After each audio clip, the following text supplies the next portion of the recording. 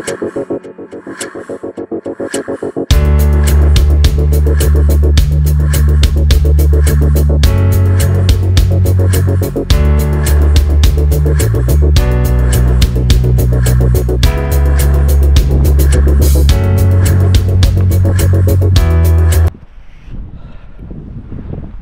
mga igat, kumusta? Medyo mga around ano na siguro 3 weeks o more than 2 weeks na hindi tayo nakapag-padjak. Yan. After sa ano natin sa Xterra Iscano, Italy, medyo na-busy sigat. So ngayon review tayo doon sa race natin sa Italy. At least malaman nyo kung ano yung status namin doon. Yung status namin doon, survival na lang talaga ni Master John. Si Master John nasa sprint sa half Xterra siya. Yung 750 yung swim, 12k yung bike, at saka 5k yung run. Yun ay kay Master John. At tayo naman, doon tayo sa full. At saka medyo nahihirapan kami kasi ito talaga, yung igat talaga, di ba? Kasi hindi na namin tiningnan kung ano yung elevation sa bike, elevation sa run. Basta lang registered kami. Yung igatan lang, yung igat-igat lang. Registered kami, pumunta kami, tapos hindi pa masyadong maganda yung training namin, medyo na busy din. Nagiging ano ako, nagiging lolo. So before that, at least one week before, lumabas yung si Isabella, yung ano natin, granddaughter. So ayun, sali kami ni Master John, mula from the room, travel around 3 hours to the area where we going to do the Xterra sa Iscano. 3 hours yung travel. So excuse me, may nag-pick up sa amin na van papunta doon sa ano, yung bayad namin is 40 euro each papunta doon sa Iscano, Lake Iscano. And then medyo nahirapan din kami kasi yung pag-registered namin, hindi sila humingi ng insurance. So nakapasok kami, akala namin kasama na yung insurance doon sa ano namin, sa registration. At saka yun pala hindi. So mabuti na lang at nakapag-apply kami sa ano, USA Triathlon. Andun nakasali din kami sa ano, event. Muntik hindi kami nakasali. So malaki na yung gastos namin, of course. Kasi biruin mo, plane ticket, back and forth, hotel, at saka to bike 120 din yan sa airplane. Return yan, balikan 120. Kasi 60 for one way. So yun. And then yung ano natin, yung race sa swimming, hindi naman masyadong nahirapan tayo sa swimming. Medyo nag-survive tayo sa swimming.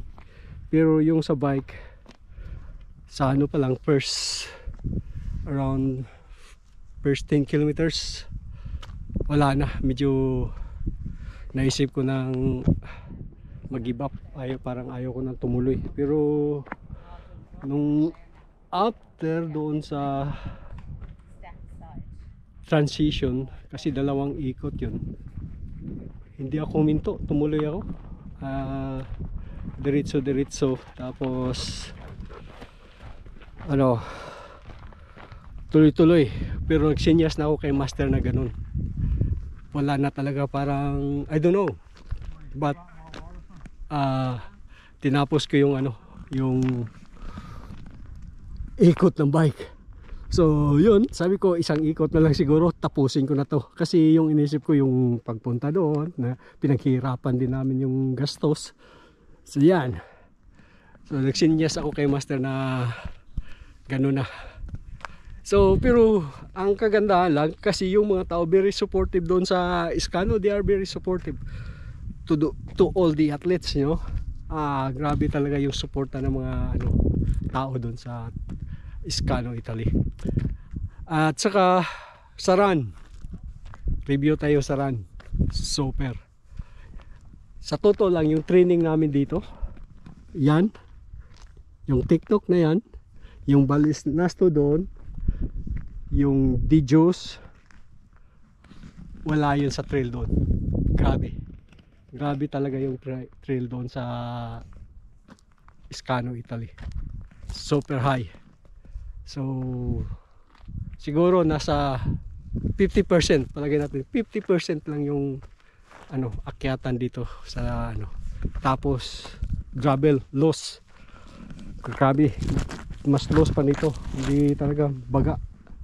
So yun, and then the run, yung sa takbuhan, grabe din. Wala, parang naghinto ako, may isang photographer doon, huminto na ako. Parang sabi ko, grabe to, paano to tatakbuhin? Parang climbing na to, hindi na to takbuhan. Sabi niya, well, how's your leg? Sabi ko, it's cramp, it's really hurt, very bad. Sabi niya sa akin, there's no one complaining here, everybody get cramps of their legs, they're all complaining. Sabi niya, even the crew, but you know, don't worry, after this you're going for downhill. But alam niyo ba kung gaano kataas? Hindi pa ako nakakalahati doon sa kanya. So taas talaga. So wala, I need to survive. Sabi ko, kailangan ko survive. Tapos ang init, nasa 33-34 degrees. Ang init talaga. Wala ulan. Kadalasan daw doon umuulan pag nag-extera, pero yung time na yon wala talagang ulan. May paano-ano konti. Sabi ko, ulan ka na. Hindi talaga umulan. So yan. So may escort din ako dahil ako yung pinakalas, mga igat. So ako yung superstar, ako yung pinakalas. May escort din ako. Sabi niya, no, don't worry. I said, do I have a time cut off? And he said to me, no, don't worry about cut off, it's too far. So sabi niya, you have plenty of time. Sabi niya ganun. So marami pa. Inisip ko din, yung cut off kasi 7:20 ng gabi. So sabi ko, hindi imposible naman na maabutan ako ng cut off. Pero dahil late din kami nag-start, sabi nila late din daw kami nag-start, yun ang sabi ni Master John, kaya may extension kaming oras din. Pero hindi naman ako nabutan sa cut off, pero ako lang yung last na nag-finish. So yung run talagang ang hirap din sa run. So pero gusto kong balikan yung Iskano Xterra sa Italy. Talagang challenging yung very extreme mga igat. Hindi basta-basta. Yung mga siguro yung nag-iisip dyan na ano man lang yun, siguro pag matry yung mag-Xterra kayo, i-invite ko kayo para marami tayo maghihirap. Pero grabe yung enjoyment pag matapos mo, mga igat, very happy, successful yung yung pagod mo ba na natapos mo, tapos nakukuha mo yung medal. Sa pa lang, sa umpisa pa lang, nasa mga 10k pa lang ako, sabi ko na di nagyukumusab sa Bisaya pa. Pero pag dating mo sa finishing line, sabihin mo kaisa na lang. Yung kantang di nagyukumusab, kaisa na lang. Yan ang natin sa Xterra. Pero grabe, dapat tatlo sana kaming sumali doon. Sa dalawa sila sa short, si Dismon Villarta hindi tumuloy, nagiging busy, so kami lang dalawa ni Master John. Pero at least kung sumama yun siya, at least nakapag-experience din kung gaano. Sabi nga ni Master, parang gusto na din niya daw mag-surrender. Half lang yun si Master, nasa half lang yun. So sa swimming pa lang parang ewan ko ano nangyari doon sa kanya sa swimming. kasi hindi na makatakbo. Grabe naman yung training yan. Ha?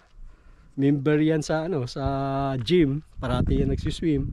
Kasama yung mga igat. So, ewan ko ba't hindi siya nakapagtakbo. So, yun mga igat. So, sana sa susunod, suportahan nyo pa rin ako. Maraming salamat sa pagsuporta nyo sa akin sa journey ko sa Xterra. I'm happy. Na-crash tayo. May na-crash tayo. Kukunin natin yung video. Sana makuha natin yung video. 2 beses ako nagulong. So, don't forget to like and subscribe mga igat sa ano natin, vlog natin. Paki-share naman. Paki-share naman sa mga kaibigan nyo. So, maraming salamat mga igat sa suporta. Ito tayo sa local trail natin. Ito lang, mahirap din to pag inikot-ikot mo to. So, see you mga igat.